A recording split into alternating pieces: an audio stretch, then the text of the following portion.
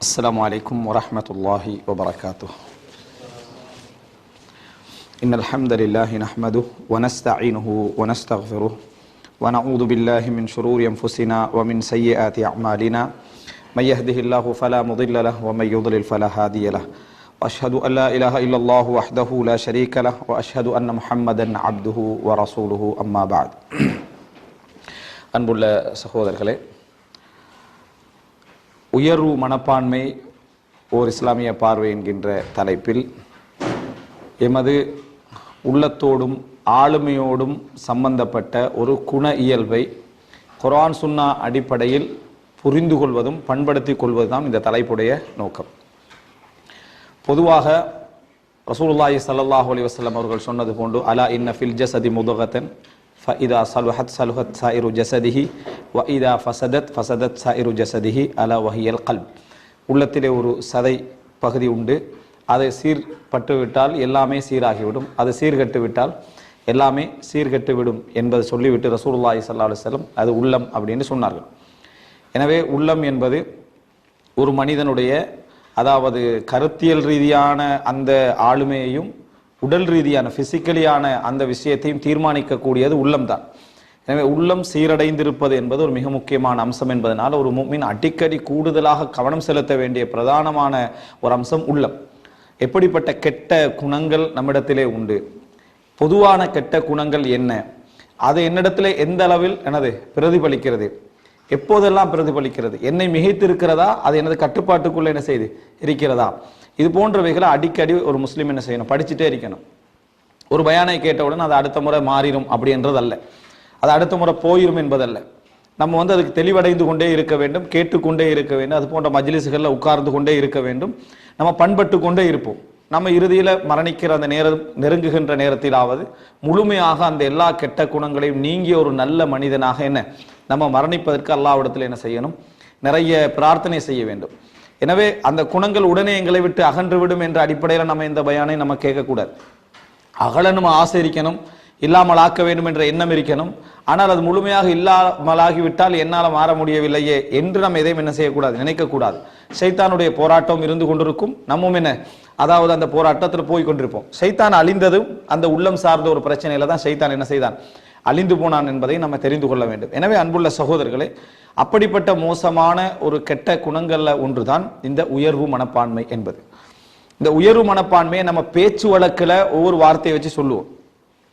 கிபிரு பிடிச்சவர் அப்படின்வோம், கிபிரு பிடிச்சவர், அதெல்லாம் வரைவிலக்கணத்தை பார்த்துட்டு நம்ம பேசுறது இல்லை. கிபிரண்டா என்ன, இதெண்டா என்ன வரைவிலக்கணம் பார்த்து பேசுவதில்லை, பேச்சு வழக்குல சொல்லுவோம். அரபுல இன்றைக்குள்ள பழக்க வழக்கத்தை சொல்லுவாங்க, அனானியான்னு சொல்லுவாங்க. இதுக்கு அனாண்டா நான், அனானியாண்டா நான் சார்ந்த சிந்தனை. தமிழ்ல அதை பேசுற டைம்ல நம்ம ஈகோன்றுவோம், இங்கிலீஷ் தான் அது. தமிழ்ல பேசுற டைம்ல என்னது, ஈகோ பிடிச்ச ஆள் அப்படின்னு நம்ம என்ன செய்வோம், சொல்லுவோம். இந்த மாதிரியான வார்த்தைகளை கொண்டு நம்ம என்னது, ஓவர் கான்ஃபிடன்ஸ் அவருக்கு அப்படி என்றான சில வார்த்தைகளை கூட என்ன செய்வோம், கொஞ்சம் கூடுதலான அந்த பேச்சோட பேசுறவங்களுக்கு என்ன செய்வோம், நம்ம சொல்லுவோம். இவைகள் எல்லாம் நம்ம பழக்கத்தில் உள்ள வார்த்தைகள்.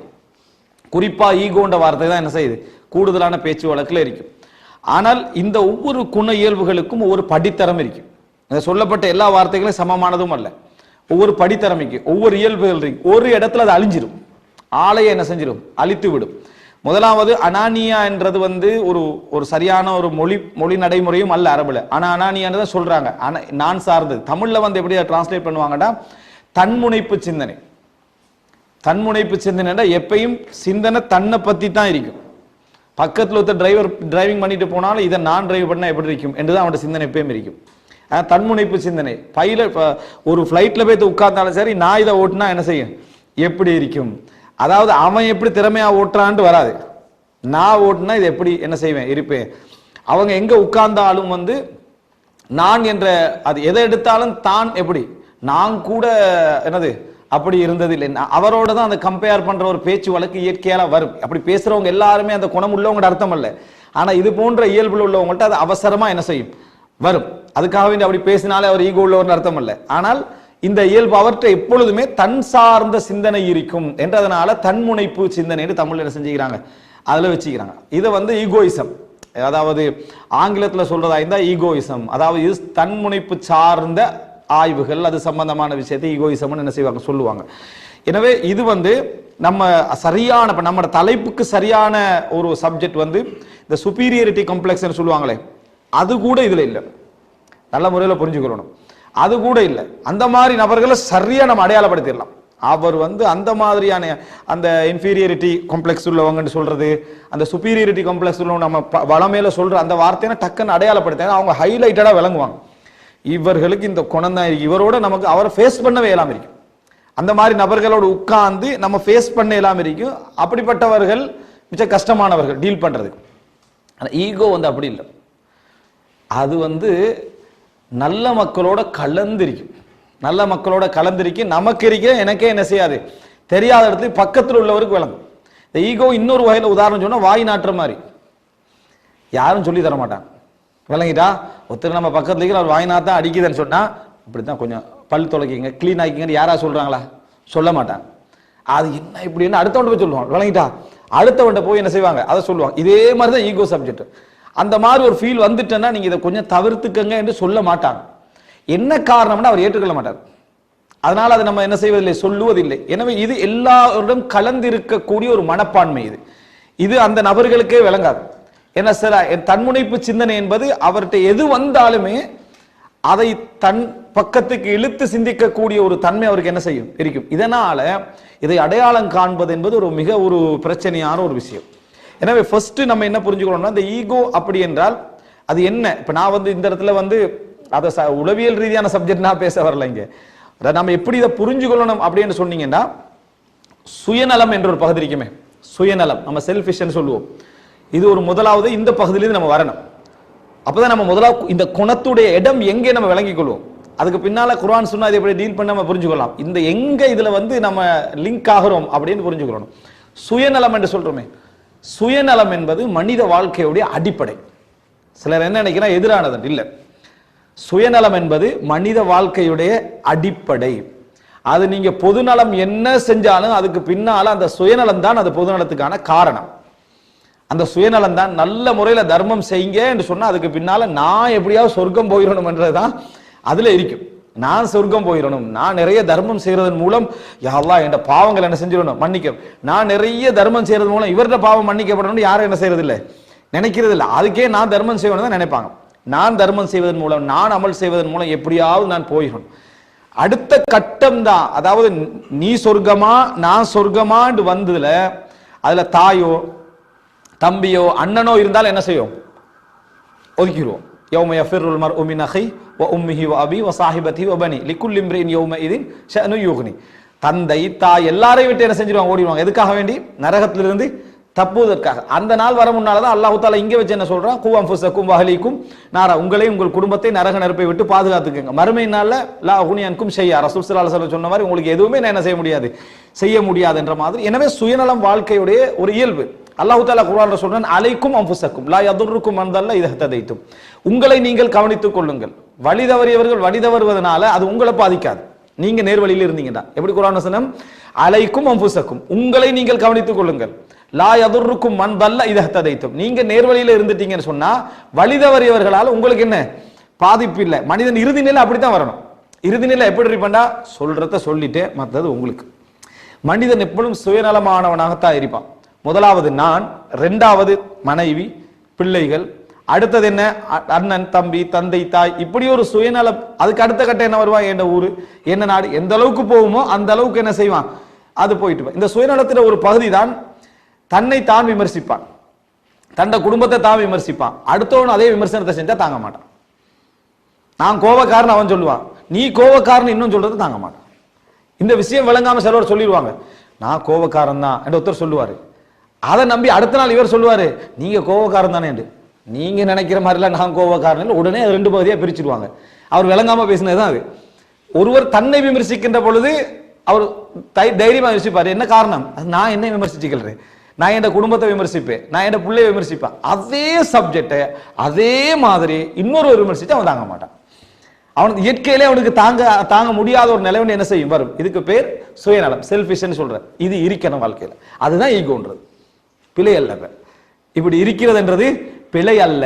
இந்த பிழை அல்ல என்பதுதான் ஈகோவுடைய வளர்ச்சியில நம்ம உணராம போற இடம். இது இயல்பான நிலை. இந்த இயல்பான நிலை உங்கள்கிட்ட இருந்தால் தான் நீங்க உழைக்க முடியும், வாழ முடியும், இபாதத் செய்ய முடியும், மற்றவர்களோடு தைரியமாக பேச முடியும், உங்களை நீங்க சரியா அடையாளப்படுத்திக் கொள்ள முடியும், நம்பிக்கையோடு இருக்க முடியும், லீட் பண்ண முடியும், தலைமைத்துவத்தில் இருக்க முடியும், தாங்க முடியும். எல்லா சக்தியும் வருவதே ஈகோ இருந்தால்தான், சுயநலம் இருந்தால்தான், செல்ஃபிஷ் என்றது ஒரு பகுதி இருந்தால்தான் அதெல்லாம் என்ன செய்யும், எங்களால இருக்க முடியும். இல்லாது விட்டால் முடியவே முடியாது. இன்னும் சொல்ல போனால் இதனுடைய ஒரு பகுதி தான், அதாவது எங்களை நாங்களே ரசித்துக் கொள்வது, எங்களை நாங்களே ரசித்துக் கொள்ளக்கூடிய ஒரு தன்மை என்ன செய்யும் வரும். இதுல நான் அதாவது மிதமிஞ்சி போற சில உளவியல் பிரச்சனைகள் என்று பேசப்படுற பகுதிகளை நான் இங்க பேசல. ஆனால் நம்ம இயல்புல நிலை என்னன்னா, எங்களை நாங்களே நம்பக்கூடிய அந்த நிலைக்கு பேர் தான் ஈகோ என்று சொன்னாலும் சரி, அல்லது சுயநலம் என்று சொன்னாலும் சரி, தன்முனைப்பு சிந்தனை என்றாலும் சரி, இதெல்லாம் அதுதான். எனவே இது முதலாவது நம்ம புரிஞ்சு கொள்ளணும், இது இருக்கணும். முதல் அம்சம் இந்த பகுதி இருக்கணும். அது அல்லாஹ் தஆலா குர்ஆன்லயும் சொல்றான். நம்ம பொதுவான இந்த வசனங்களை வச்சு நம்ம புரிஞ்சு கொள்றோம். ஒரு மனிதன் தண்ட விஷயத்துல கவனம் எடுக்கணும். ரசூல் ஸல்லல்லாஹு அலைஹி வஸல்லம் ஒரு மனிதர் வந்து பெருமைக்கு வித்தியாசம் கேட்கிறாரு. ஒரு மனிதன் தனது முடி அழகா இருக்கணும், இந்த ட்ரெஸ் அழகா இருக்கணும் விரும்புறாரு, செருப்பு அழகா இருக்கணும் விரும்புறாரு. இது பெருமையா அல்லாஹ்வின் தூதரே என்று கேட்டாங்க. ரசூலுல்லாஹ் என்ன சொன்னாங்க? இல்ல, அது பெருமை இல்ல. பதருல் ஹக் வ கம்துன் நாஸ், மக்களை வந்து இழிவாக நினைத்தலும் உண்மையை மறைத்திருந்தா என்ன பெருமை என்று ரசூல் ஸல்லல்லாஹு அலைஹி வஸல்லம் சொன்னாங்க. பெருமைக்கு வரைவிலக்கணம் சொல்ற டைம்ல அதை சொன்னாங்க. பெருமை என்பது என்னன்னா, அதாவது மனிதனுடைய அந்த சுயநலத்துடைய உச்சகட்டத்துல போய் முடிகிறது தான் பெருமை என்ற ஒரு அம்சம். அதுக்கு அடுத்து அதுல பல கேட்டகரி இருக்குது. அப்ப அதுக்கு வித்தியாசப்படுத்துற டைம்ல ரசூல் ஸல்லல்லாஹு அது இல்லைன்றாங்க. நீங்க வந்து உங்களை அழகாக நினைக்கிறதா, உங்களை அழகுபடுத்திக்கல நினைக்கிறது, உங்களை ரசிக்கிறது, உங்களை வந்து நீங்க என்ன ட்ரெஸ் அழகா வச்சுக்கல நினைக்கிறது, இது என்ன, இது வந்து சுயநலம். இது அர்த்தம் என்ன? சுயநலம் என்பதுதான் இது அர்த்தம். ஆனா அது என்ன, ஒரு பிழையாக வராது என்று ரசூலுல்லாஹி ஸல்லல்லாஹு அலைஹி வஸல்லம் அவங்க சொல்றதை நம்ம பார்க்கிறோம். எனவே இது ஃபர்ஸ்டா நம்ம புரிஞ்சு கொள்ள வேண்டிய விஷயம், இது இருக்கும், இது வந்து இருக்கணும். உங்களோட பிள்ளைகள்கிட்ட நீங்க அதைத்தான் காணணும். உங்களோட பிள்ளைகள்கிட்டையும் சிறிய வயதுல பெற்றோர்கள் புரிஞ்சு கொள்ள முடியாம போற பகுதி அது ஒன்றுதான். சின்ன பிள்ளை எப்பயும் வந்து அந்த சுயநலத்துடைய அந்த குணங்களை நீங்க நிறைய காணுவீங்க சின்ன பிள்ளைகள்கிட்ட. சுயநலத்துடைய குணங்கள் அவன் வந்து பக்குவப்படுத்தப்படுவான். வயசு போக போக போக பக்குவப்படுத்தப்பட்டு சுருங்கி நல்லா வயசாக நேரத்தில் ஒண்ணுமில்லாத நிலைக்கு என்ன செஞ்சிருவான், போயிடுவான். ஆனா சின்ன வயசுல என்ன செய்வான்னு சொன்னா, அவ்வளவுக்கு ஒரு அதை வந்து அவன்கிட்ட அந்த இது இருக்கும், தான் என்ற தன்மையோட என்ன செய்யும் இருக்கும். அது வந்து நம்ம தெரியாம என்ன அதுக்கு பல பேர் வச்சிரும். ஆனா அப்படி இருக்கும், அந்த குழந்தைகிட்ட அது இருக்கும். அது இருந்துதான் என்ன செய்யும், வளரும். அது இப்படி இருக்கக்கூடிய இந்த தன்மை மனிதனுக்கு நல்லது, பொருத்தமற்றதல்ல. இது அல்லாஹ் தஆலா விரும்புகிறான். அதான் ரசூல் ஸல்லல்லாஹு அலைஹி வஸல்லம் சொன்னாங்க, இஹ்ரிஸ் அலா மா யன்ஃபஉக், உங்களுக்கு பிரயோஜனம் தரக்கூடியதுல ஆர்வமாக இருங்கள் நாங்க சொன்னாங்க. புகாரி முஸ்லிம்ல வர செய்தி, இஹ்ரிஸ் அலா மா யன்ஃபஉக், உங்களுக்கு பலன் தரக்கூடிய விஷயத்துல நீங்க மிகவும் ஆர்வமாக இருங்கள். அதே போல என்ன, அதாவது வலா தஅஜிஸ், எப்பயுமே இயலாது என்ற முடிவுக்கு வந்துடாதீங்க. ரசூல் இயலாது, செய்ய முடியாம போயிட்டு அப்படின்னு வந்துறாங்க. அதை சிலர் பணிவா நினைக்கிறாங்க. இயலாம போறது என்னது, நம்மளால முடியலப்ப, நமக்கு அவ்வளவுதான் பணிவெல்லாம் இல்ல, இயலாமை. அது இயலாமை என்ற இடத்துக்கு நீங்க வந்துடாதீங்க. ஆனால் ஒன்று செய்ய முடியாத கட்டத்தை போய் ஒன்று மிகைத்திட்டீங்கன்னு சொன்னா, நான் இப்படி செஞ்சிருந்தா அது இப்படி வந்திருக்குமே என்ற இடத்துக்கு போயிடாதீங்க. அது ஷைத்தானுடைய வாசல்கள் என்ன செய்யும், திறக்கும். கதருல்லாஹி வமா ஷாஅ ஃபஅல, அல்லாஹ் நாடியது நடந்துட்டு, எனக்கு மிகைத்தவன் ரப்புல் ஆலமீன் இருக்கிறான், அது நடந்துட்டுன்னு அங்க என்ன செஞ்சிருங்க, நின்றுங்க ரசூலுல்லாஹி ஸல்லல்லாஹு அலைஹி வஸல்லம் என்ன செஞ்சாங்க சொல்றாங்க. அப்ப இது என்ன சொல்றாங்க, இஹ்ரிஸ் அலா மா யன்ஃபஉக், உங்களுக்கு பலன் தரக்கூடிய விஷயத்துல நீங்க ஆர்வமாக இருங்கள் என்று ரசூல் ஸல்லல்லாஹு அலைஹி வஸல்லம் சொல்றாங்க. அது இருக்கணும் ஒரு மனிதனுக்கு. அதே போல ரசூல் ஸல்லல்லாஹு அலைஹி வஸல்லம் அவங்க என்ன சொல்றாங்கன்னா, அதாவது நரகவாசிகளை நான் சொல்லவாண்டு கேட்கிற நேரத்தில் ரசூல் ஸல்லல்லாஹு அலைஹி வஸல்லம் சொல்றாங்க, வாழ்க்கையில் இலக்கற்று எது என்னத்துக்கு நம்ம வாழ்றேன்னு தெரியாதவர் நரகவாசிகள் ஒருவர் என்று ரசூலுல்லாஹ் சொல்றாங்க. சஹீஹ் முஸ்லிம்ல வர செய்தி. எதுக்கு நான் இருக்கிறேன் அப்படி என்று சொல்லி எந்த ஐடியா வஹுவ கல்லுன் அலா மௌலாஹுன்ற மாதிரி, என்ன மற்றவரை சார்ந்து அவ என்ன முடிவு எடுக்கிறோ அதான் நம்மளோட வாழ்க்கை அப்படி என்ற மாதிரி எந்த பொறுப்பற்றும் இருக்கக்கூடியவர்கள் என்ன நரகவாதிகள் ஒருவன் ரசூல் ஸல்லல்லாஹு அலைஹி வஸல்லம் என்ன செஞ்சாங்க, அடையாளப்படுத்தி சொன்னாங்க. அதே போல அல்லாஹ் குர்ஆன்ல ஃபிரௌனை பத்தி சொல்ற டைம்ல ஃபஸ்தஹஃப கௌமஹு ஃபஅதாஊஹு, தன் சமுதாயத்தை இரண்டாம் தரமாக பார்த்தான், உடனே அவர்கள் வழிபட்டார்கள். அல்லாஹ் தஆலா அந்த வழிபடுதலை தவறு என்று சொல்றான்.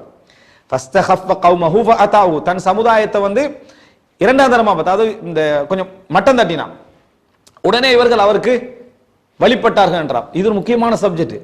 யாராவது நம்மளை மட்டம் தட்டினா நம்ம கோபமும் படுவோம், வழிபடவும் செய்யும். இது முக்கியமாக நம்ம புரிஞ்சுக்கொள்ள வேண்டிய விஷயம். நம்ம எந்த அளவுக்கு தட்டுறோமோ அதான் அந்த சில கெட்ட தலைவர்கள்ட்ட குணமா என்ன இருக்கும்னா, மட்டம் தட்டுறதே தான் குணமா இருக்கும். கம்பெனி மேனேஜர் மாதிரி பெரும்பாலான குணம் கீழே தெரிஞ்ச விஷயத்தை நமக்கு தெரியாதுன்னே சொல்லி கண்டிப்பான். உங்களுக்கு இது விளங்காது, உங்களுக்கு இது சரி வராது அப்படி சொல்லிக்கிட்டே இருப்பான். நமக்கு ஈஸியா செய்ய முடிந்த விஷயமா இருந்தாலும் அதை இப்படிதான் செய்யணும் கூப்பிட்டு வச்சு அப்படியெல்லாம் சொல்லி தருவான். நமக்கு கடுமையான கோபமா இருக்குது, இவ்வளவு தெளிவான விஷயத்தை நமக்கு சொல்லி தாரானே என்று.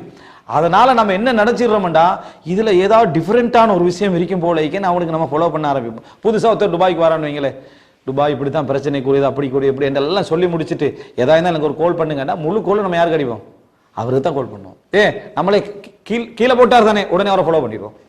நம்ம கீழே போட்டோம்னா உடனே அவரை ஃபாலோ பண்ண ஆரம்பிச்சிருவோம். உங்களுக்கு விளங்காது, உங்களுக்கு சரி வராது, தெரியாது, எதா இருந்தாலும் எனக்கு ஃபோன் பண்ணுங்க, டீட்டெயில்ஸை சொல்லுங்க, நீங்க ஃபோன் பண்ணுங்க நான் சொல்றேன் அப்படின்ட்டு போயிட்டோம்னா நமக்கு என்ன பிரச்சனை வந்தாலும் அவரை தான் ஞாபகம் வரும். அதான் ஃபஸ்தகஃப கௌமஹு ஃபஅதாஹு. தன் சமுதாயத்தை இரண்டாம் தரமாக பார்த்தா உடனே இவங்க என்ன செஞ்சாங்க? ஃபாலோ பண்ணினாங்க. என்றைக்கு அவனுக்கு தன்னம்பிக்கை இருந்து நீ சொல்ற அளவுக்கெல்லாம் இது ஒரு பெரிய தேவைலாம் இல்லை, நான் பார்த்துக்கிறேன் இருந்தா அவனை வழிபற்றிக்க மாட்டான், அவனை வழிபற்றிக்க மாட்டான். உங்களுக்கெல்லாம் விளங்காது, உங்களுக்கெல்லாம் சரி வராது, உங்களுக்கெல்லாம் தெரியாது என்ற பின்னால நம்ம என்ன செஞ்சிருவோம்? அப்ப இவட்ட தான் நம்ம என்ன செய்யணும்? கேட்கணும் என்ற இடத்துக்கு என்ன செஞ்சிருவோம்? வந்து விடுவோம். எனவே முதலாவது பகுதி புரிஞ்சுக்கொள்ளணும், தன்னம்பிக்கை வாழ்க்கையோட அத்திவாரம். அது வந்து ஈகோ தான். ஆனா அந்த ஈகோ தேவை, அந்த சுயநலம் தேவை. அதான் உங்களுக்கு உழைக்க வைக்கும், நம்பிக்கையா வாழ வைக்கும், உங்களுடைய பிள்ளைகளை பார்க்க வைக்கும். இன்னும் சொல்ல போனா இபாதத்துகள்ல ஈமான்ல எல்லாம் உங்களுக்கு என்ன செய்யும்? ஒரு கவனத்தை உருவாக்கும். அது தேவை என்பது அடிப்படையாக நம்ம புரிஞ்சு கொள்ள வேண்டும். இது முதலாவது பகுதி. இது தேவை என்றால் அடுத்த கட்டம் என்னன்னு பாத்தீங்கன்னா, இதுல நான் ஒரு மூணு நிலை சொல்றேன். இது வந்து டிஃபரெண்ட் பண்ணிக்கொள்றதுக்கு எங்களுக்கே சில நேரங்கள் என்ன செய்யும்? டிஃபரெண்ட், அதாவது புரிஞ்சு கொள்ளலாம். அஸ்ஸிகா பின் நஃப்ஸ் சொல்லுவாங்க, அதாவது செல்ஃப் கான்ஃபிடன்ஸ். அந்த லெவல்ல இந்த ஈகோவை என்ன செய்யுங்க? வச்சுக்கங்க. சுய நம்பிக்கை, என்னை பற்றி நான் வைத்துக் கொள்ளக்கூடிய, என்னால முடியும், என்னால செய்யலாம், நான் செய்வேன் என்று நான் யாரையும் காயப்படுத்தாமலும் யாரையும் தரக்குறைவாக நினைக்காமலும் எனது சக்தியில நான் ஒரு நம்பிக்கை வச்சு நான் இருக்கக்கூடிய ஒரு அம்சம். இதுதான் நான் இப்ப சொன்னது. அஸ்ஸிகா பின் நஃப்ஸ் சொல்லுவாங்க. ரசூலுல்லாஹ் அதுக்கு ஆர்வம் ஊட்டிக்கிறாங்க, உறுதியா நில்லுங்கன்னு சொல்லிக்கிறாங்க. இது ஒரு பகுதி. இரண்டாவது என்ன அப்படி என்று சொன்னால், அதுதான் இந்த ஈகோன்னு சொல்லக்கூடிய, அதாவது முக்கியமான அனானியான்னு சொன்னனே, தன்முனைப்பு சிந்தனை. இது இரண்டாவது இடம். மூன்றாவது ஒரு நிலை இருக்கின்ற அல் குரூர் என்று சொன்னால் அல் உஜுப். நாங்க இதை பத்தி பேசுகிறோம். அல் உஜுப், உஜுப் என்று சொன்னால் என்னை நானே முழுமையாக ஏமாற்றிக் கொள்ற நிலை. மற்றவர்களுடைய எந்த ஒரு சப்ஜெக்டுக்கு நான் என்ன செய்ய மாட்டேன்? மதிப்பு கொடுக்க மாட்டேன். உள்ளத்துல ஒரு பூரிப்பு தன்மை எப்பொழுதுமே என்ன செய்யும்? இருந்து கொண்டே இருக்கும். அந்த பூரிப்பு தன்மை வந்துச்சுன்னு சொன்னா, பூரிப்பு தன்மைன்றது வந்து என்ன, அல்லாஹ்வுடைய தூதர் முன்னால இருந்தாலும் என்ன செய்யாது. அந்த ஒரு மனிதர் வாராரு, வந்து முஹம்மதே கரண்டைக்கு மேல உடுத்து தாடியெல்லாம் சிறப்பான முறையில வளர்த்து ரசூல் ஸல்லல்லாஹு அலைஹி வஸல்லம் அவங்கள்ட்ட வராங்க. ரசூல் ஸல்லல்லாஹு அலைஹி வஸல்லம் சொல்றாங்க, என்ன, இந்த நபருக்கு உஜுப், தன்னை பற்றி அதீத சிந்தனை, ஒரு பூரிப்பும் உள்ள மனிதர் என்ன செய்யறாரு? வாராரு. வந்த உடனே ஒரு ரசூலாங்களை பார்த்து சொல்றாங்க, யா முஹம்மத், முஹம்மதே தக்கில்லா, அல்லாஹ்வை பயந்துங்க. யாரை பார்த்து சொல்றாங்க? ரசூலுல்லாஹி ஸல்லல்லாஹு அலைஹி வஸல்லம் அவர்களை பார்த்து. தோற்றத்திலேயே அவருடைய நடைமுறையில் எந்த பிழையும் இல்லை. இத்தகில்லா, அல்லாஹ்வை பயந்துங்க அப்படின்ற ரசூல் ஸல்லல்லாஹு அலைஹி வஸல்லம் அவங்க சொல்றாங்க, ஃபமை யஅதில் இல்லம் ஆதில், நான் நேர்மையாக நடந்து கொள்ளாது விட்டால், இத்தகில்லா யஅதில், நேர்மையாக நடந்துங்கன்றாங்க. நான் நேர்மையாக நடந்து கொள்ளாது விட்டால் வேற யார் தான் நேர்மையாக நடந்து கொள்வது என்று ரசூல் ஸல்லல்லாஹு இயல்பா என்ன செய்யறாங்க? கேட்கிறாங்க. அவர் அதுக்கு பதிலெல்லாம் சொல்லல. ஏன்னா அவர் வந்து விளங்கப்படுத்துற இடத்துல அவர் இல்லை, அவ்வளவு பறந்து கண்டிப்பார் அவர். உடனே அவர் திரும்பி போயிட்டார். உடனே என்ன செஞ்சாரு? திரும்பி போய் பள்ளியில தொழ ஆரம்பிச்சிட்டார். பள்ளியில தொழ ஆரம்பிச்சிட்டாரு. அப்ப ரசூல் ஸல்லல்லாஹு அலைஹி வஸல்லம் ஹவாரிஜிகள் தோற்றம் இந்த சிந்தனையில இருந்து என்ன செய்யும்? வரும்னாங்க. ஹவாரிஜிகள் தோற்றம் வந்து இந்த சிந்தனையிலிருந்து தான் என்ன செய்யும்? வரும்.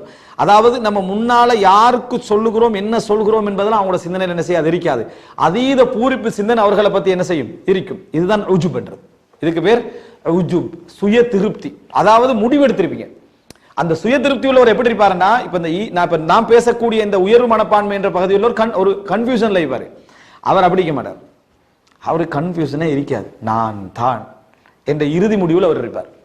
நான் தான் சரி, இதுல இவர்கள் பிழை, இவர்கள் கெட்டவர்கள். அதனாலதான் ஒரு சகோதரர் சமுதாயத்தை விட்டு ஒதுங்கி போய் SMS போடுறாரு, உலகத்தில் உள்ள எல்லாருமே முர்த்ததுகள் என்ன தவிர. இதுக்கெல்லாம் பெரிய தன்னம்பிக்கை வேணும். எப்படி? உலகத்தில் உள்ள எல்லாருமே அவரோட ஒருத்தர் இருந்தார் ஜமாத்துல, அவரோட ஒருத்தர், அவர் முர்த்ததாயிட்டார். அவர் ஏதோ ஒன்று செஞ்சு அவர் முர்த்ததாகி மெசேஜ் போற SMS, இந்த உலகத்தில் உள்ள எல்லோரை விட நான் நல்லா இருக்கேன்னு அர்த்தம். எல்லோரும் முர்த்ததாகிட்டாங்க என்ன தவிர என்றார். எந்த இதை கொண்டு நம்ம விளங்கப்படுத்துறது? இதெல்லாம் என்ன காரணம் என்றால் தன்னை பற்றி அந்த பூரிப்பு நிலை உச்சகட்டம். அதுக்கு குர்ஆன் ஹதீஸ் எல்லாம் அவருக்கு வளைஞ்சு கொடுக்குற மாதிரி அமைப்புல என்ன செய்வாங்க, எடுத்துக்கொள்ளுங்க. இது மார்க்கத்திலையும் ஏற்படும், தொழிலையும் ஏற்படும், குடும்பத்திலையும் ஏற்படும், எல்லோரிடத்திலும் அது என்ன செய்யும், ஏற்படும். இது கடைசி நிலை. அப்போ ஆரம்ப நிலை என்ற அந்த பகுதி உண்மையான தேவையான ஒரு அடிப்படையை கொண்டது. அதுக்கு அடுத்த வளர்ச்சி என்பது ஒரு கன்ஃபியூஷன்ல இருப்பாங்க. அந்த சுய திருப்தியில ஒரு கன்ஃபியூஷன்ல இருப்பாங்க. நான் இந்த இடத்துல சரியா இருக்கிறேனா பிழையா இருக்கிறேன். ஆனா அவர்கள்ட்ட சில நபர்கள்ட்ட அந்த ஈகோ என்ன செய்யும், வெளிப்பட்டு அது அதீதமான ஒரு நிலை. அதீதமான எதுக்கு தான் அந்த அனானியா, தன்முனைப்பு சிந்தனை, அத்தரஃபோ, மற்றவர்கள் மீது கொஞ்சம் அடந்தேற மாதிரியான சப்ஜெக்ட் வரும். இதை எப்படி நம்ம இரண்டாவது நம்ம இதை புரிஞ்சுக்கொண்டோம்னா, இதை எப்படி நம்ம அடையாளம் கண்டுகொள்வது? இந்த மூன்றாவது சப்ஜெக்ட் என்ன சொன்னால், இதை எப்படி நம்ம அடையாளம் கண்டுகொள்வது? இதுல முற்றிய நிலைக்காக நம்ம பேசினது. இயல்பான நிலையை நம்ம எப்படி அடையாளம் கண்டுகொள், நம்மகிட்ட அது இருக்கிறதா இல்லையா, அதை எப்படி நம்ம அடையாளம் கண்டுகொள்வதுன்னா, முதலாவது அம்சம் பிறருடைய பேச்சை கவனித்து கேட்க முடிகிறதா என்று பாருங்க. உங்களால எப்படிப்பட்ட மனிதராக இருந்தாலும் சரி, சரியா அளந்து கொள்ளணும். பிறர் உங்களோடு பேசினால் உங்களோட மனம் பொறுக்கிறதா என்று பாருங்க. பிரச்சனையில இல்ல, அவரோட பேச்ச உங்களோட மனசு ரசிக்குதான்னு பாருங்க. ரசிக்குது இல்ல, உங்களால கொஞ்ச நேரம் கேட்டுக்கொள்ள முடியாம இருக்கி, இப்ப இல்ல பயாமன்னிட்டிகளோ கேட்டுட்டு தான் இருப்பீங்க, அதை சொல்லல. சாதாரணமாக உட்கார்ந்து யாராவது ஒன்று சொன்னா நீங்களா உருவாக்கி கொள்ற தன்மை இல்லை, நம்ம காது கொடுத்து கேட்போம் அப்படி என்றதல்ல. இயல்புல உங்களால அவரோட பேச்சை ரசிக்க முடிகிறதா, அல்லது இவர் எப்ப நீ போட்டவர் அடுத்த பாயிண்ட நாம் பேசணும் என்ற மனத்தன்மை வருதான்னு பாருங்க.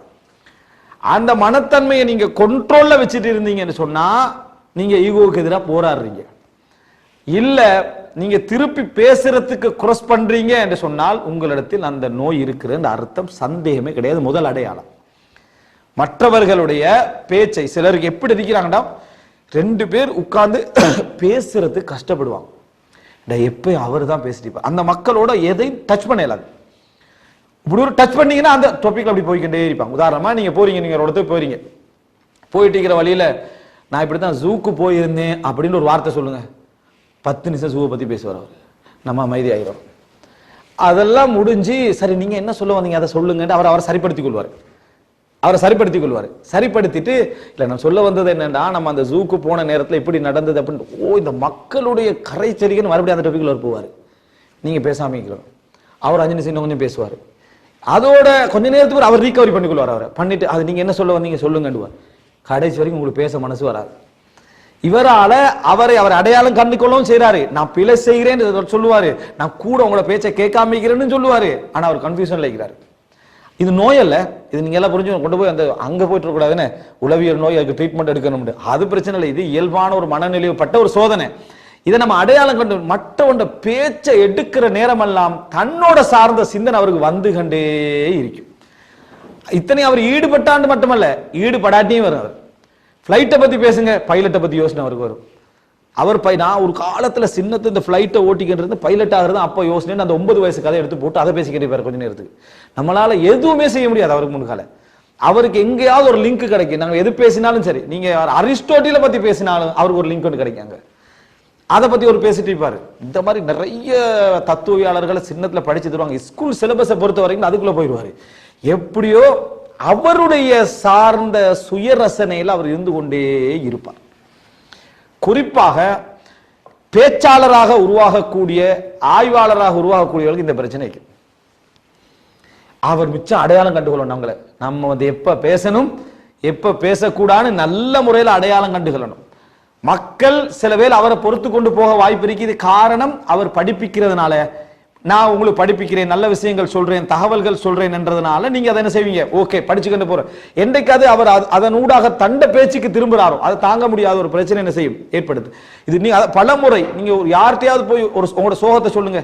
உங்கள்கிட்ட யாராவது ஒரு சோகத்தை, நான் எல்லாம் அப்படி கஷ்டப்பட்டீங்க, இப்படி ஒரு பிரச்சனை இருக்கு, சின்ன வயசுல நான் இப்படி எல்லாம் கஷ்டப்பட்டேன்னு சொல்லி பாருங்க. நீங்க என்ன கஷ்டப்பட்டீங்க, நான் பட்ட கஷ்டம் இருக்குது, சுபஹானல்லாஹ், இங்க வாங்க உட்காருங்க வச்சு இவர கஷ்டத்தை ஃபுல்லா அவருக்கு என்ன செய்வார் சொல்லுவார். அவர் இன்னொரு கஷ்டத்துல விழுந்துருவார். உணங்கிட்டா இந்த நிலை வரும். எதன் காரணமா வருதுன்னா, அவரால இவரை ரசிக்க முடியல. இந்த நபர்களுடைய அடையாளம் இதுவரை ஒரு ஈகோ தன்மை. தான் பேசணும், தான் சொல்லணும், தான் என்ற ஒரு தன்மை அவர்கிட்ட என்ன செய்யும் வரணும். இவர் மற்றவங்களை மட்டம் தட்ட மாட்டார். இது நல்ல முறையில் புரிஞ்சுக்கிறோம். இதுதான் அவரை நியாயப்படுத்திக் கொள்ற தன்மை. அவரு நான் யாரையும் மட்டம் தட்டல, நான் யாரையும் காயப்படுத்தல, ஆனா அவரோடு இருக்கிற எல்லாரும் காயப்பட்டுக்கிட்டே இருப்பாங்க. அவரோட எல்லாரும் என்ன செய்வாங்க? காயப்பட்டுக்கிட்டே இருப்பாங்க. என்ன காரணம்டா, ஏதாவது சொல்ல இயலாம இருக்குது. இதனால என்ன நடக்கும்டா, இவர்களால விவாதத்துல கலந்து கொள்ள முடியாது, கலந்துரையாடல்ல இருக்க முடியாது, ஒருவர் பேச முடியாது, மனைவியோட நிம்மதியா பேச முடியாது. ஏன்? அங்க பாயிண்ட் போற டைம்ல இங்க சிந்தனை வேலை செஞ்சுக்கிட்டு இருக்கீங்க. அடுத்தது என்ன அப்படின்னு, அடுத்தது என்ன அப்படின்னு சொல்லி ரசூலுல்லாஹி ஸல்லல்லாஹு அலைஹி வஸல்லம் அவர்களுக்கு முனாஃபிக்கள் ஒரு குற்றச்சாட்டு வச்சாங்க. இவர் எல்லாத்தையும் காது கொடுத்து கேட்கிறாரு அப்படின்ட்டு. ஈகோன்ற தன்மை என்ன செய்யல, இருக்கல. எல்லாத்தையும், அதாவது ரசூலுல்லாஹி இந்த தூதர் உதுனுன், உதுன் என்ன? காது.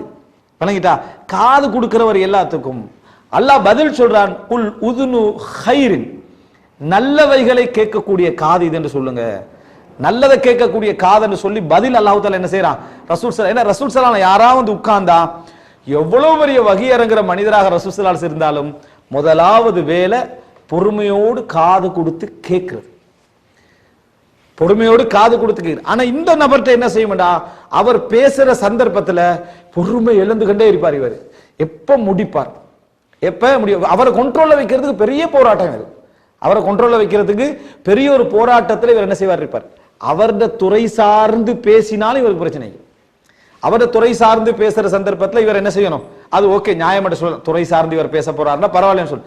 எந்த தலைப்பு எடுத்தாலும் அவரால் பொறுமை இல்லை. ஆனா ரசூல் ஸல்லல்லாஹு அலைஹி வஸல்லம் அவங்களுக்கு உதுனு ஹைர், எல்லா விஷயத்தையும் என்ன, அதாவது கேட்கக்கூடியவராக இருக்கிறான். அல்லாஹ் பாராட்டி என்ன செய்யறான், அந்த வசனத்தை இறக்குறான். மனிதன் இதுல நீங்க நல்ல முறையில் புரிஞ்சுக்கொள்ளணும். தன்னை கட்டுப்பாடா வச்சுக்கொள்ற இடம் எது? சமூகத்தில். அந்த இயல்பான குணத்தெல்லாம் அப்படி கட்டவிழ்த்து வீசுற இடம் எது? குடும்பத்தில். இந்த குடும்பத்தில் ரசூல் ஸல்லல்லாஹு நீங்க ஹைரா இருந்தா வெளியே ஹைரன் தெரியுமா சொன்னாங்க? மனிதன் அதை சரி செஞ்சுக்கல பார்க்காத இடம் குடும்பம், சரி செய்த பார்த்துக்கொள்ள இடம். இந்த ஈகோல் உள்ளவர்கள் இப்போ ஒருத்தர் பேசிக்கிட்டு பேசி, நீங்க சொல்ல வாரதை பத்தி நான் அல்ஹம்துலில்லாஹ்னு அக்கு வேற ஆணி வேற எனக்கு தெரியும் அப்படின்ட்டான்னு வைங்களேன். நல்ல பண்புள்ளவன் அக்கு வேற ஆணி வேற தெரிஞ்சாலும் அமைதியா இருப்பான். சொல்லிட்டு ஜஸாக்கல்லாஹு ஹைர் என்று தன்னை கட்டுப்படுத்தி ஒரு நிலைமைக்கு வருவான். நீங்க பேசுற எல்லாமே அக்கு வேறா ஆணி வேறாக எனக்கு தெரியும் என்று கோவப்பட்டோ ஏதோ பேசிட்டாருன்னு வைங்களேன். இப்ப பார்த்தா நீங்க உளம்பிட்டீங்கன்னு சொல்லி பேசிட்டாருன்னு வைங்களேன். இவர் உடனே இதை சரி செஞ்சு கொள்வார். அங்கே போயிட்டு நம்ம கொஞ்சம் கூட பேசி நினைக்கிறோம், நம்மளை எப்படியும் தப்பா நினைச்சிட்டு வர, அடுத்த நாள் சலாம் சொல்லி மன்னிச்சுக்கணும் கூட என்ன செஞ்சுட்டு பேசிட்டேன்னு கவர் பண்ணுவார். ஆனா இந்த கவரிங்ன்றது அவரை திருத்துவதற்கல்ல, அந்த இடத்தை சரி செய்வதற்கு. அவர் குறைவிட்ட இடம் இருக்குதே அதை சரி செய்வது. இதே வேலையை வீட்டில் செய்ய மாட்டாங்க, இதே வேலையை வீட்டில் செய்ய மாட்டார்கள். இது என்ன காரணம்? வீட்டில் ஹைருக்கும், உங்களில் மிக சிறந்தவராக இருக்க வேண்டும் என்ற ஒரு நிலை இல்லை. இதனால வீட்டில் என்ன நடக்குதுண்டா, தந்தைட்ட மகன் ஆலோசனை கேட்கறது இல்லை, மனைவி தந்தைட்ட ஆலோசனை கேட்கறது இல்லை. என்ன காரணம்டா, அவர் எடுத்தா பயம் பண்ணுவார். எந்த நம்ம என்ன சொல்ல வாரம் என்ற பகுதி என்ன செய்ய மாட்டார், கேட்க மாட்டார். முதல் அடையாளம் இது மோசமான ஒரு அடையாளம். நாங்கள் எங்களது ரசனையிலேயே இருந்து கொண்டிருக்கக்கூடிய, நான் கூட அப்படி செய்ததில்லை, நான் கூட இப்படி செய்ததில்லை. டாக்டர் சப்ஜெக்ட் பேசிட்டு இருப்பாங்க, அந்த டாக்டர் பதட்டமா வந்தாரு, நான் கூட பதற மாட்டேன்டா, நீனும் டாக்டர் உண்டா, ஆனா அவட பேச்சில் எப்படி இருக்க மாட்டேன், நான் கூட அப்படி இருக்க மாட்டேன். அவரை கம்பேர் பண்ற மாதிரியே என்ன செய்ய எல்லாம் இருந்து கொண்டிருக்கும். இது ஒரு பெரிய பலகீனம். நீங்கள் முதலாவது இந்த அடையாளம் இருந்தா கேட்க பழகணும், பொறுமையாக இருக்க பழகணும். கேட்க பழக வேண்டும், பொறுமையாக இருக்க பழக வேண்டும். இப்ப இது கேட்க வந்திருக்கிற இடம், இங்க நீங்க பொறுமையா தான் இருப்பீங்க. வணங்கிட்டா இது இந்த இடம்ல நான் சொல்ல வருது, நம்ம அன்றாட டீல் பண்ணி கொண்டிருக்கக்கூடிய இடத்துல இயன்ற அளவுக்கு ஹுஸ்னுல் இஸ்திமா. எப்படி ஹுஸ்னுல் இஸ்திமா? அதாவது அழகான முறையில அவர் சொல்றதை காது கொடுத்து கேட்டு அவர் சொல்றதை ஒவ்வொன்றையும் உள்வாங்கிறது. அவருடைய மனப்பதட்டத்துக்கு நீங்க போவது, அது உங்களோட சம்பந்தப்பட்ட விஷயமா இருந்தாலும் சரி, சம்பந்தப்படாத ஒரு விஷயமாக இருந்தாலும். அல்லதீன யஸ்தமிஊனல் கௌல், அல்லாஹ் தஆலா ஃபயத்தபிஊன அஹ்ஸன, நல்லதை பின்பற்றவர்களுக்கு முதலா என்ன பாராட்டுறா, வார்த்தையை முதல்ல அவங்க என்ன செய்வார்கள், செவிமடுப்பார்கள். காது கொடுத்து என்ன செய்வாங்க, கேட்பாங்க. குர்ஆன் ஓதப்பட்ட இஸ்லாம் சொல்ற கடமை என்ன சொல்லுது எங்களுக்கு, அன்சித்தூல், அமைதியா இருங்க. அதுல காது கொடுத்து அதுக்கு என்ன செய்யுங்க, செவிமடுங்க. இந்த பண்பு என்ன செய்ய வேண்டும், வர வேண்டும். இது முதல் அடையாளம் இவர்களை பற்றிய ஒரு அந்த சப்ஜெக்டுக்கு உள்ளது. இரண்டாவது, இந்த மாதிரி ஒரு மனநிலையில இருக்கக்கூடியவர்கள் என்றைக்குமே ஒரு விஷயத்துல திருப்தி காண மாட்டார். இது ஈகோவுடைய ஒரு மனிதன் திருப்தி காண மாட்டான். ஒரு இயல்பையும் இதையும் நீங்க என்ன செய்யக்கூடாது, சம்பந்தப்படுத்தி கூடாது. இவர்கள் என்ன செய்ய மாட்டாங்கன்னா, உயர்வு மனப்பான்மை உள்ளவர்களுடைய நிலை என்னன்னா, திருப்தி காண மாட்டார்கள். மற்றவங்களுடைய விஷயத்துல மட்டுமல்ல, அவர்களுடைய விஷயத்திலும் தான். தன்முனைப்பு சிந்தனை என்ன செய்யும்டா, அவர்களோட விஷயத்திலேயே அவர்கள் திருப்தி காணாத ஒரு நிலையை என்ன செய்யும், ஏற்படுத்தி கொண்டே இருக்கும். அப்ப யோசிச்சு பாருங்க எவ்வளவு பெரிய ஆபத்து. அட்லீஸ்ட் அவரோட கருத்திலேயாவது நம்ம உறுதியா இருக்கணும். அதுல அந்த திருப்தி காணாத மனநிலை என்பது ஒரு மிகப்பெரிய ஒரு ஆபத்தான ஒரு மனநிலை. அவர்களால நிம்மதியாக வாழ முடியாத ஒரு சிச்சுவேஷன் இருக்கும். அதுக்கு ஒரு பழமொழி தமிழ்ல வச்சுக்கிறாங்க, என்ன, இக்கரை மாட்டுக்கு அக்கறை பச்சை என்று ஒரு பழமொழி வேற வச்சுக்கிறாங்க. அவங்க என்ன செய்வாங்கன்னா, இந்த நிலையில இருந்து அடுத்த நிலையை பார்த்து அதுல ஒரு அவர்களுக்கு தெரியாத ஒரு பேராசிரியர் என்ன செய்வார், அந்த நிலையிலிருந்து இந்த நிலையை என்ன செய்வார்கள், அவர்கள் பார்ப்பார்கள். இவர்கள்ட்ட ஆலோசனைகள் எல்லாம் அற்புதமாக வந்தாலும் அவர்களே திருப்தியற்ற ஆலோசனைகளாக தான் என்ன செய்யும், வெளியே வரும். இது ஒரு ஆபத்தான நிலை, இது ஒரு ஆபத்தான. அதனால தான் ரசூலுல்லாஹி ஸல்லல்லாஹு அலைஹி வஸல்லம் அவங்க நம்ம ஒரு ஆலோசனை செய்வதாக இருந்தாலும், ஒரு நிஅமத்தை நம்ம இன்னொருத்தர் சொல்வதாக இருந்தாலும் எல்லாத்தையும் சொல்லக்கூடாதுன்னு சொன்னாங்க. அதனால தான் நமக்கு ஒரு நல்ல விஷயம் கிடைச்சிட்டேன்னா அது எல்லாத்தையும் சொல்லக்கூடாது. ஆனா இன்னைக்கு ஸ்டேட்டஸ்ல போடுறதா, அதுக்கு மட்டும் உலகத்தையே செலக்ட் பண்ணி விடுறது, வணங்கிட்டா, உலகத்தையே செலக்ட் பண்ணி போட்டு அது ஒரு நிலை என்ன, நம்ம நமது அருளை யார்கிட்ட சொல்லணும், நம்ம விருப்பத்துக்குரியவர்கிட்ட சொல்லணும், நம்ம நேசமா இருக்கிறவங்கள்ட்ட என்ன செய்யணும், சொல்லணும். ஆனால் உலகத்துக்கே சொல்வதால் என்ன நடக்கும் என்று சொன்னால் அவர்கள்ட்ட அந்த திருப்தியற்ற நிலை என்ன செய்யும், ஏற்படும் என்பதை நம்ம என்ன செய்ய வேண்டும், புரிந்து கொள்ள வேண்டும். இவர்கள் திருப்தியற்ற நிலை இருப்பதனால மூணாவது கட்டம் புரிஞ்சு கொள்ளணும், தங்களது திருப்தியையும் தங்களது அதாவது நிலையையும் இன்னொருவரில் தான் எதிர்பார்ப்பார்கள். இன்னொருவர் தான் அவரை திருப்திப்படுத்த முடியும். இது முக்கியமான ஒரு அம்சம். இன்னொருவனை திருப்திப்படுத்த முடியுமாடா, நீங்க ஒரு வேலை செஞ்சிட்டீங்க, நல்ல முறையில் செஞ்சிட்டீங்க, அல்ஹம்துலில்லாஹ் என்றுட்டு போறீங்க. உங்களை ஒருத்தர் பாராட்டுறாரு, மாஷா அல்லாஹ் நீங்க சிறப்பா செஞ்சுக்கிறீங்கடா, அல்ஹம்துலில்லாஹ்டா, இது ஓகே. ஆனா இவர்கள் அப்படி இருக்க மாட்டாங்க. ஒரு வேலையை செஞ்சுட்டு நமக்கு பாராட்டு வரலன்னு வைங்க, அவர்களுக்கு அவங்க செஞ்ச வேலையில திருப்தி எல்லாம் போயிடும். அவர்கள் செய்த அந்த வேலையில் அவர்களுக்கே திருப்தி எல்லாம் போயிடும். இது பெரிய பிரச்சனை. அவர்கள் நல்ல முறையில் செஞ்ச ஒரு வேலையை அவர்களுக்கே திருப்தி இல்லாம போறது இருக்குதே, இது ஒரு ஆபத்து. ஏன்னா அவர்கள் இன்னொருவரை வச்சுதான் அந்த முடிவுக்கு என்ன செய்வாங்க, வருவாங்க. மற்றவன் பாராட்டணும், மற்றவன் நம்மகிட்ட அது நல்லது சொல்லணும், சொல்றதானதான் நான் ஒரு இடத்தை என்ன செய்திருக்கிறேன், அடைந்திருக்கிறேன் தன்மை வரும். பாராட்டாது விட்டால் உங்களை குறையாக பார்ப்பார்கள். இதான் ஈகோட வெளிப்பாடு. அதாவது நீங்க பாராட்டாதது இயல்பா இருக்கும், நீங்க பாராட்டத அவர் எப்படி எடுத்துக்கொள்வாரண்டா இயல்பாக இல்ல, பாராட்ட விருப்பம் இல்லை இந்த ஆளுக்கு, இந்த ஆள் நம்மளை குறை காண்றாரு, இந்த ஆள் நம்ம இதான் அந்த நடுநிலையான ஒரு மனிதருக்கு அவருக்குள்ள பிரச்சனை. இவர் என்ன செய்வார்னா இவருடைய எல்லா வேலைகளையும் அடுத்தவனுடைய பாராட்டுல வச்சிருப்பார். உதாரணமா ஏதாவது ஒன்று செஞ்சுட்டு, ஏதாவது ஒன்றை கொடுத்துட்டு, ஏதாவது ஒரு வேலையை செஞ்சுட்டு இவரால சும்மா போக முடியாது.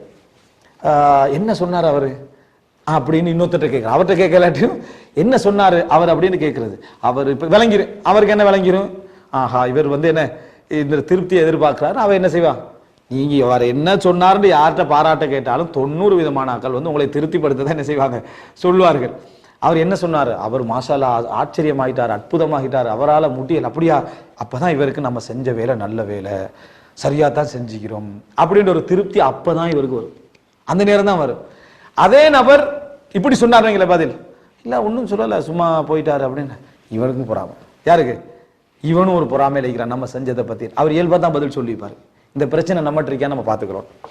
இது ஆபத்தான ஒரு நிலை. நம்ம செஞ்ச விஷயத்துடைய திருப்தி ஆட்ட பார்க்கணும், நம்மளோட அறிவுக்கு பார்க்கணும், நம்ம சரியா செஞ்சுக்கிறோம், அல்லாஹ்வுக்கு பொருத்தமா செஞ்சுக்கிறோம் என்று பார்த்துட்டா முடிஞ்சுது. இதையே மற்றவர்களுடைய பாராட்ட வச்சுதான் இதுல திருப்தி. யாருமே பாராட்ட போனா அந்த நபர் இருக்கார் தானே சரியான சோதனைக்குள்ளாகுவார், உளவியல் பிரச்சனைக்குள்ளாகுவார். அவர் என்னடா நான் செஞ்சதுல என்ன பிழை இருக்குது, ஏதாவது மாத்தி செய்யணுமோ, அப்படி செய்யணுமோ, இப்படி செய்யணுமோ என்ற நிலை. இந்த நிலையை பார்க்கலாம். நீங்க என்னன்னா ஒரு ஸ்டேட்டஸ் போட்டுருவாங்க வைங்களேன், ஸ்டேட்டஸ் போட்டுட்டு அதுக்கு யாராவது ஒருத்தர் ஒரு நல்ல கண்மா கொண்டோ ஒரு ஹார்ட் மார்க் கொண்டோ போடலேன்னு வைங்க, நல்ல நெருக்கமானது பொறாம பிடிச்சவன் இதை பார்த்திக்கிறான், அது எதுவும் அவனுக்கு ஒரு ஃபோன் ஸ்டேட்டஸ் பார்த்திக்கிறீங்க, எந்த ரிப்ளையும் காணல, என்ன பிரச்சனை இவருக்கு, இவருக்கு என்ன பிரச்சனைடா, இவருடைய நீங்க நினைக்க வேணா உங்களே ஒரு மட்டம் தட்டுறாரோ, உங்களை எதிர்பார்க்கிறாரு, அவருடைய வேலை சக்சஸா இல்லையான்னு உங்களை தான் வச்சுக்கிறாரு, உங்களை தான் வைத்திருக்கிறாரு. ஆனா அவருக்கு அது விளங்கல. அவர் என்ன நினைப்பாரு தெரியுமா, என்ற வேலை யாரும் பாராட்டல அப்படின்னு அவர் நினைப்பாரு. ஆனா உண்மை என்னண்டா, உங்களோட வேலையுடைய பாராட்ட, அவருடைய வேலையுடைய பாராட்ட உங்களை தான் அவர் வச்சுக்கிறார். ஈகோவுடைய பலகீனத்தை பாத்தீங்களா, அவர்ல தான் வச்சுக்கிறாரு. ஆனா நல்ல லீடரான தலைவர்களை நீங்க பாருங்க, சில மக்களை நம்ம பாத்துக்கிறோம், எவ்வளவோ பெரிய பெரிய வேலை செஞ்சிருப்பாங்க, அமைதியா பேத்துக்கின்றிருப்பாங்க. சரி நம்ம ஒரு திருப்தியை கொடுப்போமே அவட்ட போய் பாராட்டி பாருங்க, அப்படின்னு போயிடுவாங்க. அவ்வளவுதான். பெரிய அளவுல அவங்களுக்கு என்ன செய்யாது, அந்த பகுதியில் ஒரு நாட்டமே இருக்காது. இது வந்து டிஃபரெண்டான ஒரு கேரக்டர். இது வந்து ஒரு அற்புதமான ஒரு கேரக்டர். அதே சப்ஜெக்ட் நமக்கு வந்திருந்து வைங்களே, நம்ம வேற லெவலுக்கு ஆளாகிப்போம்.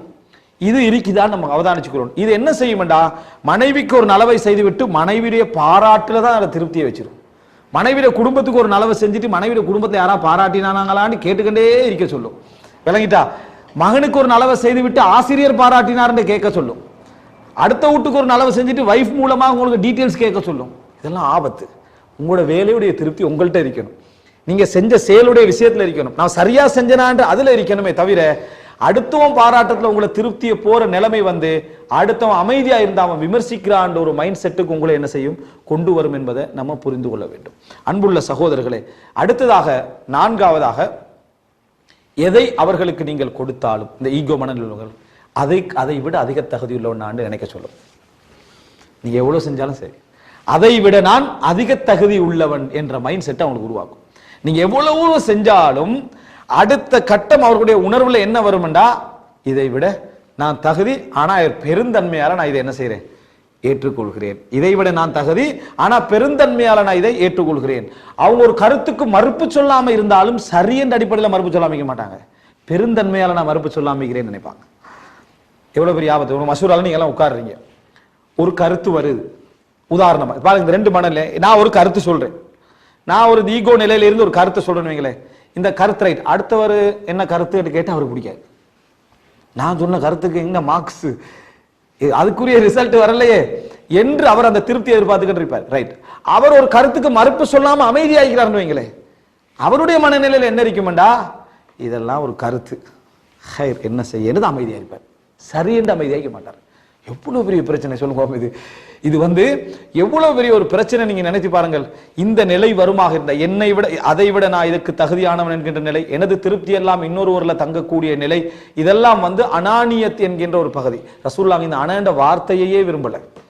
ஒரு மனிதர் வந்து கதவை தட்டுறாரு, ஜாபிர் ரலியல்லாஹு நினைக்கிறேன், ரசூலுல்லாஹோட வீட்டை. யாருன்னு ரசூலுல்லாஹ் கேட்கிறாங்க. அவர் சொல்றாரு அனன்றாரு. நான் என்றாங்க.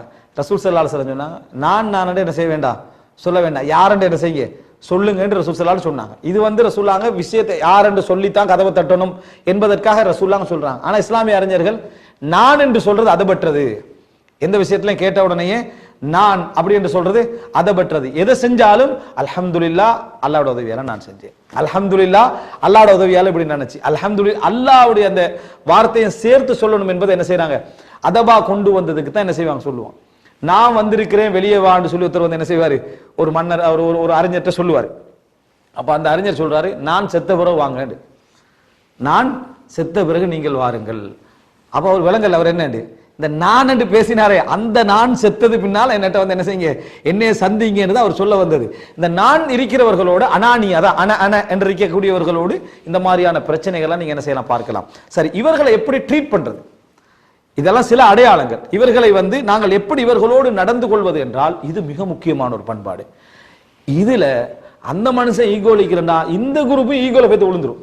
நல்லா ஈகிற பாட்டிருக்கிறாங்களே, இவங்க என்ன செஞ்சிருவாங்கடா, அந்த கோபத்துக்கு கோபக்காரனா மாறுறவங்க இருப்பாங்க, ஆத்திரத்துக்கு ஆத்திர காரணம் மாறுறவங்க இருப்பாங்க, ரோசத்துக்கு ரோச காரணம் மாறுறவங்க இருப்பாங்க, பணிவுக்கு பணி வாய்ந்து கொள்வாங்க. அதாவது ஈக்குவலான குணங்களை பரிமாறிக்கொள்ளல். இது வந்து நல்லதுதான். இதை விட நல்லது ஒன்று இருக்குது. இதை விட நல்லதுண்டா, ப்ரோட் மைண்டாக எல்லா கெட்ட குணமுடையவர்களையும் மருத்துவம் செய்யக்கூடிய, குணப்படுத்தக்கூடிய ஆழ்ந்த அகலமான நற்குணம். இது நம்மகிட்ட என்ன செய்யணும், வரணும். அல்லாஹு தாலா சொல்கிறான் பாருங்க, ஃபபிமா ரஹ்மத்தின் மினல்லாஹி லின்த லஹும், அல்லாஹ்வுடைய கருணையின் காரணமாகத்தான் நீங்கள் மென்மையாக நடந்து கொண்டீர்கள். வலவ் குன்த ஃபத்தன் கலீதல் கல்பி லம் ஃபத்து மின் ஹவுலிக், நீங்கள் அதாவது கடின குணமுடையவராக இருந்து கடின வார்த்தைகள் பேசக்கூடியவராக இருந்தால் உங்களை விட்டு எப்பொழுதோ என்ன செய்திருப்பார்கள், விரண்டு ஓடி இருப்பார்கள். லன் ஃபத்து மின் ஹவுலிக் என்ற ரசூலுல்லாஹ் வஹி இறங்குற மனிதர், எல்லாவற்றையும் அழகா விளங்கக்கூடிய மனிதர். ஆனால் கடின வார்த்தை பேசி இருந்தா, வகி இருந்தாலும் என்ன செஞ்சிருப்பாங்க, போயிருப்பார்கள் சொல்றான். போறது நல்ல குணமா? அவர் ஹக்க வச்சுட்டீங்கிறாருண்டா போறது நல்ல குணம் அல்ல, ஆனா போவது இயல்பு. ஆனா நாங்க என்ன செய்யணும்டா, அவர்களையும் உள்வாங்கக்கூடிய குணம் உடையவர்களாக நாங்க இருக்கணும். ஃபர்ஸ்ட் நம்ம யாரோட உட்கார்ந்தாலும் ஒருத்தர் நம்மளை எதிர்த்து பேசுறாரு, மட்டம் தட்டி பேசுறாரு. ஆண்டா நம்ம அவரை தான் நம்ம புரிஞ்சு இவருடைய பிரச்சனை என்னது இதுதான். அப்ப நம்ம அழகான முறையில சிரிச்சு புன்னகையான முறையில அவரை நம்ம நடந்து கொள்வது என்பது இஸ்லாம் எதிர்பார்க்கக்கூடிய ஒரு அம்சம். ரசூல் ஸல்லல்லாஹு அலைஹி வஸல்லம் வீட்டுக்கு ஒரு மனிதர் வந்து என்ன செஞ்சாரு, கதவு தட்டி இன்னால் வந்திருக்கிறான்னு சொல்றாங்களே. ரசூலுல்லாஹ் என்ன சொன்ன, ஆயிஷா ரலியல்லாஹு அன்ஹா இவரா வந்திருக்கிறாரு என்று ரசூலுல்லாஹ் நொந்து கொண்டாங்க. ஏன்னா ரசூல் ஸல்லல்லாஹு அலைஹி வஸல்லம் அவங்களுக்கு அவரை தாங்க முடியாது, வணங்கிட்டா தாங்குற சக்தி உண்டு. ரசூலுல்லாஹ் அது அந்த அசௌகரியப்பட்டு கல்றாங்க ஆயிஷா ரலியல்லாஹு அன்ஹா. அதுக்கு பின்னால் ரசூலுல்லாஹ் உள்ளுக்கு வர சொல்றாங்க. இதான் முக்கியம். உள்ளம் நீங்க அசௌகரியப்பட்டாலும் அவரை அணைக்கக்கூடிய அளவிலான குணம். அவர் வந்துட்டார், ரசூலுல்லாஹ் சிரிச்சு சந்தோஷமாக பண்பாடாக பேசி கவனிச்சு அனுப்புறாங்க. அப்ப ரசூல் ஸல்லல்லாஹு அலைஹி வஸல்லம் ஆயிஷா ரலியல்லாஹு அன்ஹா இந்த நடைமுறை வந்து என்ன செய்யல, ஒத்து வரல. அல்லாஹ்வின் தூதரே இப்படி சொன்னீங்க, இப்படி நீங்க நடந்து கொண்டீங்களே என்று கேட்ட உடனே ரசூல் ஸல்லல்லாஹு அலைஹி வஸல்லம் கேட்ட அடுத்த கேள்வி என்ன தெரியுமா, மதா அஹித்தனி ஃபாஹிஷன்.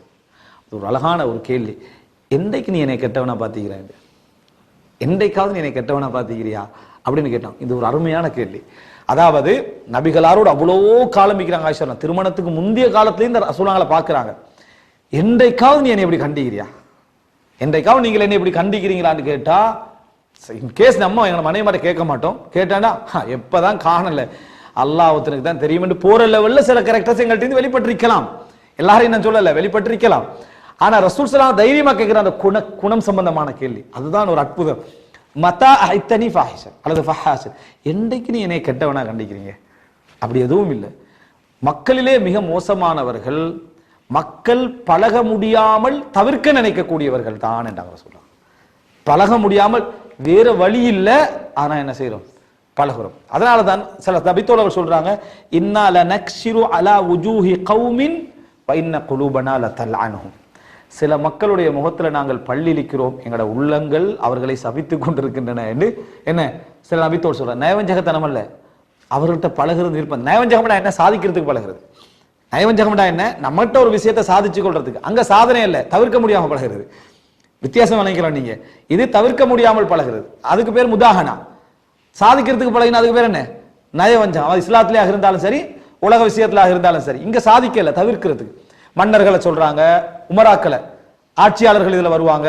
நம்ம இந்த செய்தியை சொன்ன உடனே பக்கத்துல உள்ளவங்க இந்த நம்ம செய்தி நம்மள வரும், அவங்க மட்டும் வர மாட்டாங்க. மன்னர்கள் வருவாங்க, ஆட்சியாளர்கள் வருவாங்க, நம்ம நிர்வாகத்தை நம்ம வேலை செய்யறதுல நிர்வாக தலைவர்கள் வருவாங்க, ஆபீஸ்ல உள்ளவங்க வருவாங்க. எல்லாம் என்ன காரணம், நல்லா கெட்டவர்களா இருப்பாங்க, நம்மளால என்ன டீல் பண்ண முடியாம இருக்கும்.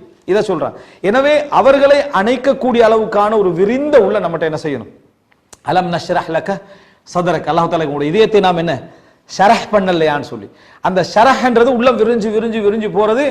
யாரும் அனுசரிக்க முடியாதவர்கள் நீங்க என்ன செய்வீங்க, அனுசரிப்பீங்க. ரசூல் ஸல்லல்லாஹு அலைஹி வஸல்லம் அவங்கள்ட்ட வந்து என்ன செய்றாங்க, ஒருத்தர் யூதர்கள் வந்து எப்படி சலாம் சொல்லுவாங்க, அஸ்ஸலாமு அலைக்கும், உங்கள் மீது அல்லாஹ்வுடைய சாபம் உண்டாவதாக. என்ன ரசூலுல்லாஹ் என்ன சொல்லுவாங்க, வ அலைக்கும், உங்கள் மீதும் உண்டாவதாக ரசூலுல்லாஹ் அமைதியா சொல்லிடுவாங்க. ஆயிஷா ரலியல்லாஹு ஒரு முறை என்னது கோபம் வந்து என்ன சொல்றாங்க, என்னது வஅலைக்கும் அஸ்ஸலாம் வல்லஅனாண்டாங்க. உங்களுக்கு வஅலைக்கும் வல்லஅனா, உங்களுக்கு அல்லாஹ்வுடைய உங்கள் மீதும் உண்டாகட்டும், அல்லாஹ்வுடைய சாபம் என்ன செய்யட்டும் உண்டாகட்டும் என்னாங்க. உடனே ரசூல் ஸல்லல்லாஹு அலைஹி வஸல்லம் அவங்க கேட்குறேன், என்ன ஆயிஷா ரலியல்லாஹு எப்படி பதில் சொல்றீங்க, அல்லாஹ்வின் தூதர் அவங்க என்ன சொன்னாங்க நீங்க கேட்கலையான்னு கேட்டாங்க. நான் என்ன பதில் சொன்னேன்னு நீங்க கேட்கலையான்னு கேட்டாங்க. ரசூலுல்லாஹ் என்ன கேட்டாங்க, நான் என்ன பதில் சொன்னேன் என்று நீங்க கேட்கவில்லை. அவர்களுக்கு அவர்களுடைய கெட்ட குணத்தை உணர்த்துற வகையிலையும் ரசூலுல்லாஹ் நடந்து கொண்டாங்க. சண்டையும் பிடிக்கல ரசூலுல்லாஹ், அதுல மோதிக்கொள்ளவும் இல்லை ரசூல் ஸல்லல்லாஹு அலைஹி வஸல்லம். அவங்க முனாஃபிக்குகள் அவ்வளவு இஸ்லாத்துக்கு எதிராக செயல்படுறாங்கன்னு ரசூலுல்லாஹ் தெரிஞ்சியும், ரசூலுல்லாஹ்வுக்கு பட்டியல் தெரிஞ்சு மரண தண்டனை கொடுக்கலாம் என்று தெரிஞ்சும் ரசூலுல்லாஹ் கொடுக்கல. கேட்டதுக்கு என்ன சொன்னாங்கடா, முஹம்மத் தனது தோழர்களை கொல்கிறார் என்று மக்கள் பேசக்கூடாதுன்னாங்க. ஏன்னா அவங்களாம் முஸ்லீம் லிஸ்டுக்குள்ள இருக்கிறாங்க, முஸ்லீம்கள் இருக்கிறாங்க, அவங்க எல்லாம் பிடிச்சி ரசூலுல்லாஹ் மரண தண்டனை கொடுத்தாங்கடா. மக்கள் வந்து சஹாபாக்களை கொல்றதா தான் என்ன செய்வாங்க சொல்லுவாங்க. அதாவது லா யதஹத்தஸு الناس அன்ன முஹம்மதன் யக்துல் அஸ்ஹாபா, முஹம்மத் தனது தோழர்களை கொல்கிறார் என்ன செய்யக்கூடாது, பேசிவிடக் கூடாது. எனவே எங்கள்கிட்ட இருக்கக்கூடிய ஒரு அற்புதமான தன்மையாக எதிரிக்கணும்டா, அதுக்காக நம்ம நினைச்சிடக்கூடாது நம்முடைய எதிரிகள் மட்டும்தான் ஈகோ, நம்மகிட்ட ஈகோ இல்லையே நினைச்சிடக்கூடாது. ஆனால் நாங்க இந்த குணத்தை இயல்பாக வளர்க்க வளர்க்க அது குறையும். எங்களுக்கு தெரியாம இருக்கக்கூடிய அந்த தன்மை எங்கள்கிட்ட குறையும். இது வந்துச்சு என்று சொன்னால் நாங்கள் அழகான முறையில் செவிமடுப்போம், அழகான முறையில் எங்கள் திருப்திகள் அல்லாஹ்வும் சொன்னதும் எங்களோட முயற்சியிலே நம்ம என்ன செய்வோம், நம்பிக்கொண்டிருப்போம். மற்றவர்களை நம்ம உணர்வுகளோடு என்ன செய்வோம், ஆற்றுப்படுத்துவோம். இந்த நிலைமைக்கு நம்ம என்ன செய்வோம், வருவோம். நல்ல முறையில் புரிஞ்சுக்கங்க, நம்ம வந்து மற்றவர்களுடைய விஷயங்களை கேட்பதனால் மட்டும் நம்ம இடத்துல வந்து ஈகோ இல்லைன்ற தன்மை வந்துடாது. அவனுடைய விஷயத்தை ரசிக்கிற தன்மையை புரிஞ்சுக்கணும். அவன் சொல்றத உள்வாங்குற தன்மை. சிலர் அமைதியா 1 மணி நேரம் கேட்டுட்டு இரு செய்யற வேலை ரிட்டர்ன் பேசுவாங்க பாருங்க 1.5 மணி நேரம். அதுக்கு பிறகு அவன் வந்து என்ன அவனுக்கு ஆறுதல் சொல்ற பேர்ல 1.5 மணி நேரம் பேசுவான். அப்படி இல்லை, அவனுடைய வார்த்தைகள்ல எங்களுக்கு ஒரு ஈர்ப்பு, அவனுடைய செய்திகள்ல அவனுடைய உணர்வுக்கு நாம் என்ன செய்யணும், போக வேண்டும். எனவே விரிந்த ஒரு மனநிலை, எல்லாவற்றையும் உள்ளடக்கக்கூடிய ஒரு மனநிலை நம்மிடத்தில் என்ன செய்ய வேண்டும், இருக்க வேண்டும். இரண்டாவது, எங்களிடத்தில் அவைகள் வராமல் இருக்க நம்ம என்ன செய்யணும்டா, புகழ்ச்சியில நீங்க கம்ஃபர்டபுளாக இருக்கக்கூடாது. நீங்க அந்த ஃபீல் வரக்கூடாது. அந்த ஃபீல் வரும், ஈகோ அதிகமாக இருந்தால் அது வரும். நான் சொன்னேன், அந்த பிரச்சனையால வரும். மற்றவங்களுடைய பாராட்டில் இருக்குமே, யாராவது நம்மளை புகழ்ந்த உடனேயே நம்ம ஒரு வசதியை உணர்வோம், ஒரு மகிழ்ச்சியை உணர்வோம். ஆனா அது பொய்யா இருக்கும். உலகத்திலேயே புகழ்ச்சிக்கு மயங்காதவன்ட்ட கூட போய் நீங்க புகழ்ச்சிக்கே மயங்குறவர் இல்லைன்னா அவன் மயங்கிடுவான். நீங்க புகழ்ச்சிக்கே மயங்குற நபர் இல்லையேன்னு சொன்னா அவன் என்ன செஞ்சிருவான், அதுல அப்படியே போயிடுவான். இந்த நிலை இருக்கு மனிதன்ட்ட. இதுக்கு நீங்க ஒரு வசதியான ஒரு ஃபீல் உங்களுக்கு வரக்கூடாது. நம்ம புகழ்ற நேரத்துல நமக்கு மனித இயல்பு அதை ரசிக்க சொன்னாலும் உடனே நம்ம என்ன நினைச்சிரோட, இவன் மாறக்கூடியவன். மனுஷன் என்ன செய்யலாம், மாறக்கூடியவன். காரணம், நானே 50 பேர்ட்ட என்ன செஞ்சுக்கிறேன், மாறிக்கிறேன். இவனும் மாறக்கூடியவன். இவன் திருப்தியில நமக்கு எந்த பிரயோசனமும் இல்லை. இதனால இவன் உலகத்தை ஊட்ட இழக்க போறதும் இல்லை. அல்லாஹ்வோட திருப்திப்பட்டு எனக்கு முக்கியம் என்றது உள்ளத்துக்குள்ள என்ன செய்யணும், அவசரமா நீங்க வரவழைத்துக் கொள்ள வேண்டும். அடுத்தவனுடைய புகழ்ச்சியில எங்களுக்கு வந்து என்றைக்குமே நீங்க அந்த மகிழ்ச்சியை வரவழைத்துக் கொள்ள கூடாது, திருப்தி எடுத்துக்கொள்ள என்னது கூடாது. இது நீங்க அதிகமாக செய்ய வேண்டிய ஒரு முக்கியமான ஒரு அம்சம். மனிதன் புகழ்ச்சிக்கு சந்தோஷப்படுறது இயல்பான நிலை. ஆனால் அதனை திருப்தியாக ஒரு இலக்காக நம்ம என்றைக்கு என்ன செஞ்சிடக்கூடாது, எடுத்து விடக் கூடாது என்பதை நம்ம புரிந்து கொள்ள வேண்டும். அடுத்ததாக அன்புள்ள சகோதரர்களே, மூன்றாவது அம்சம், நம்ம சமுதாயத்துல முக்கியத்துவம் கொடுக்காத பகுதிகளில் எங்கள்கிட்ட சில அம்சங்கள் இருக்கும். அதுல எல்லாம் நம்ம தெரியாத முக்கியத்துவம் இருக்கலாம். நபர்கள், நான் எங்களே மாற்றிக் கொடுக்க சொல்றேன். சில நபர்கள் இருப்பாங்க, நாங்க முக்கியத்துவம் கொடுக்காத நபர்களா இருப்பாங்க. அவர்கள் எங்களை விட முக்கியமானவர்களா ரப்புட்ட என்ன செய்யலாம், இருக்கலாம். இந்த தன்மை வரணும். அதாவது குபா பள்ளியில் இமாமா இருந்தாரு, இமாம் மகாமிசி, இப்ப அவர் அதுல இல்ல. அவர் ஒரு செய்தி சொல்றாரு. அதாவது மனிதனுடைய அந்த அந்த தன்மை எப்படி இருக்கும் அப்படின்றது, அவர் ஒரு ப்ரோக்ராமுக்காக போய்கொண்டிருக்கிறார். வேகமா ஒரு ப்ரோக்ராமுக்காக அவருடைய வண்டியில டிரைவரை வச்சு வேகமா போய்கொண்டிருக்கிறார். இன்னும் ஒரு 5-10 நிமிஷத்துல போய் சேரான்னு வைங்க. வீதியில வந்து ஒரு இடத்துல ஒரு டாக்ஸிக்காரர் வந்து, ஃபாரின் டாக்ஸிக்காரர் வந்து நிப்பாட்டி இவரை பார்த்து இப்படி சொல்லிட்டு அவர் போறார். இவர் அவசரப்படுறார், இவர் போகணும். இவரை குரோஸ்டா அவர் என்ன செஞ்சிட்டாரு, நிப்பாட்டிட்டானா, அவருக்கு வேற வழியில நிறுத்தித்தான் ஆகணும். அவர் நிறுத்திட்டாரு, இவர் நின்றுக்கிறார். இவருடைய மனசுல என்ன ஓடுது, அவர் சொல்றாரு, அவ்வளவு ஒரு ப்ரோக்ராமாக போயிட்டு எந்த ஒரு பிரயோசனம் இல்ல நடு ரோட்ல என்ன செய்யறான், நிப்பாட்டி வச்சுக்கிறான்னு எங்களுக்கெல்லாம் அப்படித்தான் தோணும். நாங்க ஒரு ப்ரோக்ராமுக்காக அரேஞ்ச் பண்ணிக்கன்னு ஓடிக்கன்னு வர டைம்ல ரோட்ல போறவன் எல்லாம் உலகத்துக்காக ஓடுற மாதிரியே தான் ஃபீல் வரும் எங்களுக்கு. முன்னால போற காரும் உலகத்துக்கு தான் போகுது, பல சைட்ல போற கார் உலகத்துக்கு தான் போகுது, இட சைட்ல போற கார் உலகத்துக்கு தான் போகுது. உலகம் ஃபுல்லா மலக்குமார்களை தவிர இந்த ரோட்ல நான் மட்டும்தான் என்ன செய்யறேன், தீனுக்கு போயிட்டு ஃபீல் வரும், தெரியாம வரும். அந்த மாதிரி மகாமிசுக்கு ஒரு அந்த இடத்துல அப்படி இருந்துச்சு.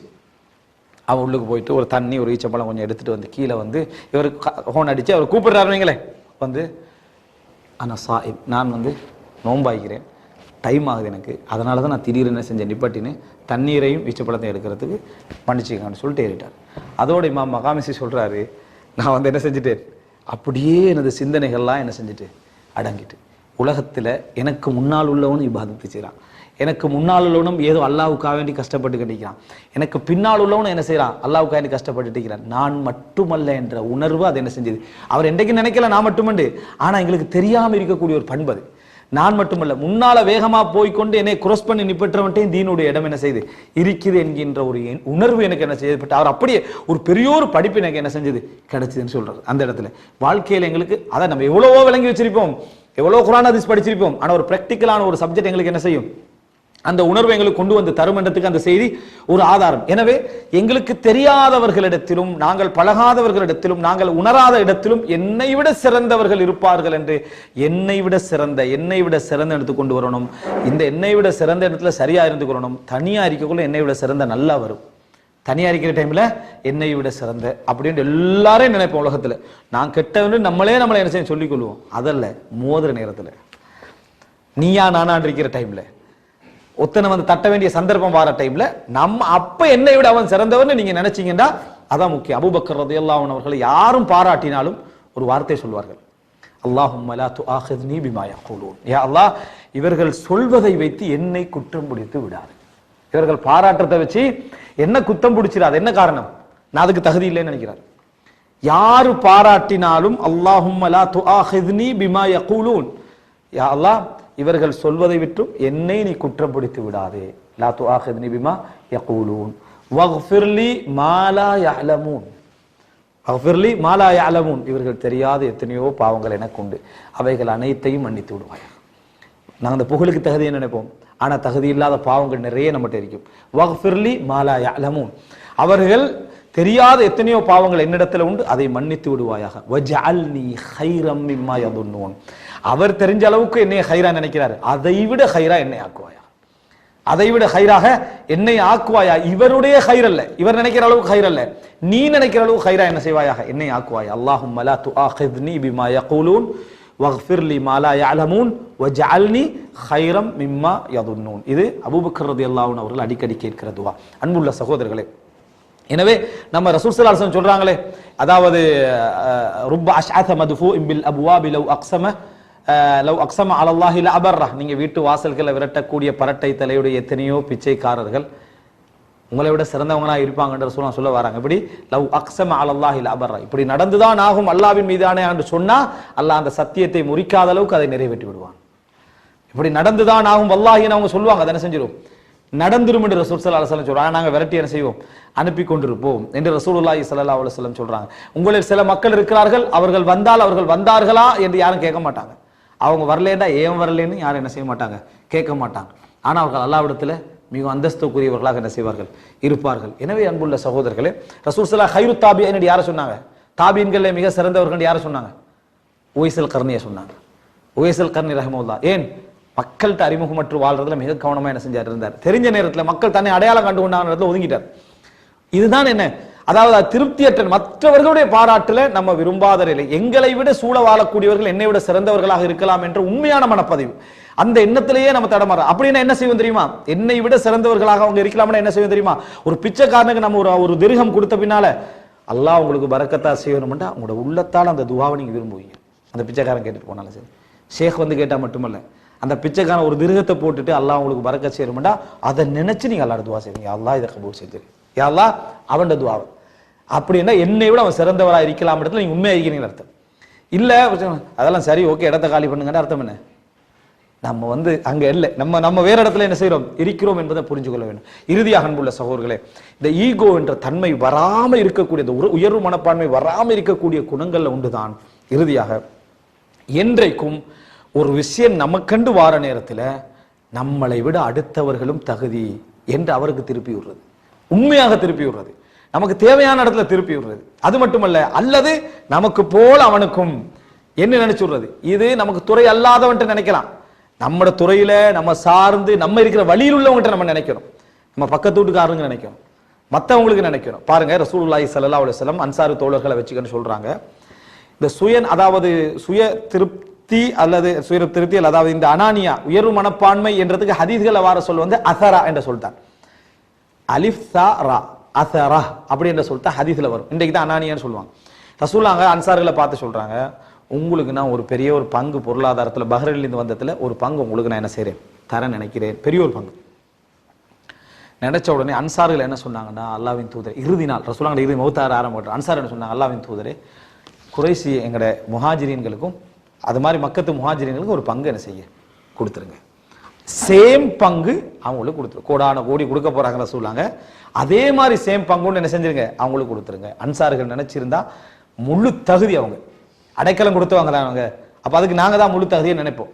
இயல்பு நம்ம பொதுவாகவே ஊர்ல என்ன செய்வோம், யாரா அகதிகளா வந்திருந்து அவன் முன்னேறினா என்ன செய்வோம், நேத்து வந்து அங்கெல்லாம் வந்திருந்தவங்க ஃபுல்லா முன்னேறிட்டான்லே, எப்படித்தான் முன்னேறான்னு தெரியா அப்படின்னு நம்மளே அவனே நம்ம பொறுக்கிறோம். அடுத்த ஊருக்காரன் நம்ம பள்ளியில கூட நம்ம நிர்வாகியா வைக்க மாட்டோம், விளங்கிட்டா, இந்த மாதிரி நம்மகிட்ட இருக்குது. ஆனா அன்சார்கள் சொல்றாங்க என்ன, அவங்களுக்கு என்ன செய்யணும் அதே மாதிரி பங்கு கொடுக்கணும் என்ற உடனே ரசூலுல்லாஹ்களுக்கு கொடுக்கிற அளவுக்கு இல்லை, இவங்களுக்கு ரசூலுல்லாஹ் நினைச்ச அந்த பங்கு அளவுக்கு கொடுக்கிற அளவுக்கு இல்லை. ரசூல் ஸல்லல்லாஹு அலைஹி வஸல்லம் செய்யல, அவங்களுக்கு கொடுக்கல. கொடுக்காம இருந்துட்டு சொல்றாங்க, இன்னக்கும் சதல்கௌன பஅதி அஸரத்தன் ஃபஸ்பிரு ஹத்தா தல்கௌனி ஃபில் ஹவுத், எனக்கு பின்னால் உங்களுக்கு மேலால் பலர் தேர்ந்தெடுக்கப்படுவார்கள், உங்களுக்கு மேலால் பலர் தேர்ந்தெடுக்கப்படுவார்கள், நீங்க விடப்படுவீங்க, நீங்க தகுதியானவர்களாக இருந்தும் பின்தள்ளப்படுவீர்கள், உங்களுக்கு அந்த இடம் கிடைக்காது, உங்களுக்கு கிடைக்காம போகும்.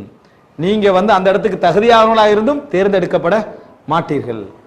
என்னை ஹவுதுல் கௌசரில் சந்திக்கும் வரைக்கும் பொறுமையாக இருங்க சொல்லுவாங்க. இப்படி சொன்னாங்க, என்னை ஹவுதுல் கௌசர்ல வந்து சந்திக்கும் வரைக்கும் நீங்கள் பொறுமையாக இருங்கள் என்று ரசூல் ஸல்லல்லாஹு அலைஹி சொன்னாங்க. ஏன் சொன்னாங்கடா, மற்றவர்களுக்கு என்ற பங்கு போயிடும் நினைக்கக்கூடியவன் தேர்ந்தெடுக்கப்படாம இருந்தா எப்படி இருக்கும்? சரியான வழியை உணர்வார்கள், வேதனையை உணர்வார்கள். அதனால தான் அன்சார்களில் அதிகமானவர்கள் அபூபக்கர் ரலியல்லாஹு அன்ஹு காலத்துல கிலாபத்துக்கு வரல, உமர் ரலியல்லாஹு அன்ஹு காலத்துல கிலாபத்துக்கு வரல, உஸ்மான் அலி ரலியல்லாஹு அன்ஹு மட்டுமல்ல, எப்பயும் கிலாபத்துக்கு வரல. அதிகமானவர்கள் உமராக்களாக இருக்கவில்லை.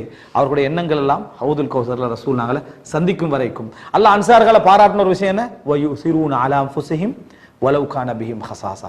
தங்களுக்கு தேவை இருந்தாலும் அடுத்த அந்த முஹாஜிர் சகோதரர்களை என்ன செய்தார்கள்? தேர்ந்தெடுத்தார்கள். வமையூக ஷுஹ நஃப்ஸிஹி, உள்ளத்தில் உள்ள கஞ்சத்தனத்தை விட்டும் யார் பாதுகாக்கப்படுகிறாரோ அவர்தான் வெற்றி பெற்றவர்கள் என்று அல்லாஹ் தஆலா என்ன செய்யறான்? சொல்லி காட்டுகிறான். எனவே அன்புள்ள சகோதரர்களே, அல்லாஹ் குர்ஆன்ல என்ன சொல்லி காட்டுறான்? ஒத்தில்க தாருல் ஆஹிரா, மறுமை நாளுடைய அந்த உலகத்தை, அந்த அந்த அந்த வாழ்க்கையை நம்ம யாருக்கு ஆக்கி இருக்கிறோம் தெரியுமா? லில்லதீன லா யுரீதுன உலுவம் ஃபில் அர்தி வலா ஃபஸாதா. இந்த உலகத்துல உயர்வையோ குழப்பத்தையோ விரும்பாதவர்களுக்காக நாம் ஆக்கி இருக்கிறோம். உயர்வை விரும்பினா குழப்பத்தை விரும்புவான், உயர்வை விரும்பினா குழப்பத்தை விரும்புவான். அதை விரும்பாதவர்களுக்காக நாம் ஆக்கி இருக்கிறோம். ரசூலுல்லாஹ்களை பார்த்து அல்லாஹ் குர்ஆன்ல என்ன சொல்றான்? வலா தம்ஷி ஃபில் அர்தி மரஹா, நீங்க இந்த பூமியில் என்ன செய்ய வேண்டாம்? பெருமையாக நடக்க வேண்டாம். நீங்க அப்படி நடக்கிற டைம்ல இன்னக லன் தஹ்ரிகல் ஜிபா, அதாவது லன் தஹ்ரிகல் ஜிபால இன்னக லன் தஹ்ரிகல் அர்த வலன் தப்லுகல் ஜிபால தூலா, பூமியை பொழுது உங்களால போகவும் முடியாது, உயரத்தால மலையை அடையவும் முடியாதுன்றால. நீங்க பெருமையாக நடப்பதனாலேயோ மக்கள்கிட்ட முகத்தை திருப்புறதுனாலேயோ இந்த பூமியை பொழுது உங்களால போயிட முடியாது, மலையில அளவுக்கு உயரவங்களால முடியாது. இருக்கிற லெவல்ல என்ன செய்ய போங்கன்னு சொல்லி அல்லாஹ் ஒரு உபதேசம் சொல்றான். அதே போல அல்லாஹ் தஆலா ரசூலுல்லாஹி பார்த்து வக்ஃபித் ஜனாஹக லிமனித்தபஅக மினல் முஃமினீன், யாரெல்லாம் உங்களை பின்பற்றுகிறார்களோ அந்த மூமின்களுக்காக உங்கள் கருணை என்ற ரெக்கை என்ன செய்யுங்க? தாழ்த்திருக்கின்ற. எனவே அன்புள்ள சகோதரர்கள், அன்சார்களை பார்த்து சொன்ன அந்த வார்த்தை அஸரா, நீங்கள் உங்களுக்கு மேலால் பலர் தேர்ந்தெடுக்கப்படுவதை சந்திப்பீர்கள். இப்போ பொறுமையாக இருந்துக்கோங்கடா, அவர்கள் தகுதியானவர்கள், நாங்களும் தகுதியானவங்க, அவங்க செலக்ட் பண்ணப்பட்டிருக்கிறாங்க, அல்ஹம்துலில்லாஹ் எந்த விதமான மனப்பான்மை இல்லாம நீங்க என்ன செய்யுங்க? நடந்துக்கோங்க அப்படி என்று சொல்லி ரசூல் ஸல்லல்லாஹு அலைஹி வஸல்லம் சொன்னாங்க. எனவே அன்புள்ள சகோதரர்களே, இதை நம்ம புரிஞ்சுட்டோம் என்று சொன்னால் அடிக்கடி ரசூல் ஸல்லல்லாஹு அலைஹி வஸல்லம் அவர்களுக்கு பணிவு ஏவப்பட்ட டைம்ல கேட்ட துஆ என்ன தெரியுமா?